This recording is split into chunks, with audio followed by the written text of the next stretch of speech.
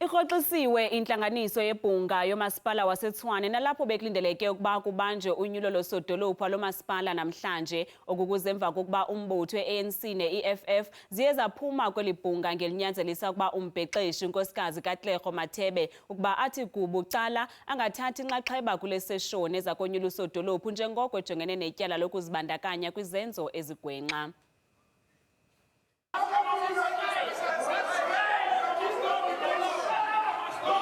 Namhlanje bekulindelekile ukuba ibhunga lomasipala waseTshwane libambe unyulo kasodolophu, kodwa ngelishwa khange kube njalo njengoko iANC kunye neEFF ziphume phakathi kule seshoni ngelinyanzelisa ukuba athi kuba ucala umbhexeshi welibhunga unkosikazi Katlego Mathebe angathathi inxaxheba kule nkqubo okanye ashenxe kwaphela kwezi sikhundla.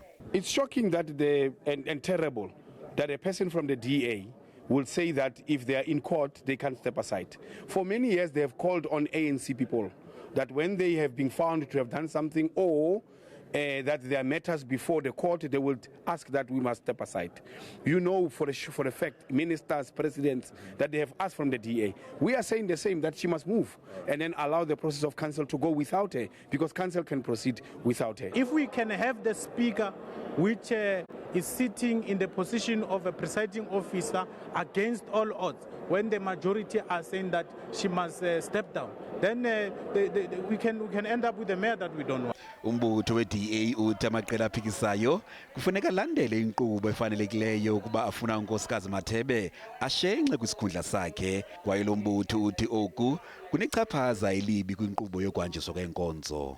If the opposition parties believe that the speaker should be removed, they must just follow the letter of the law and get her removed.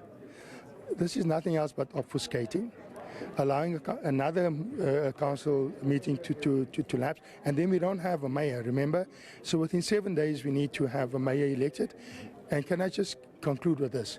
There's an adjustment budget that needs to be passed by tomorrow. And if it doesn't pass, you have a problem in terms of how do you render services moving on. And it will lead to the adverse findings from the Auditor General.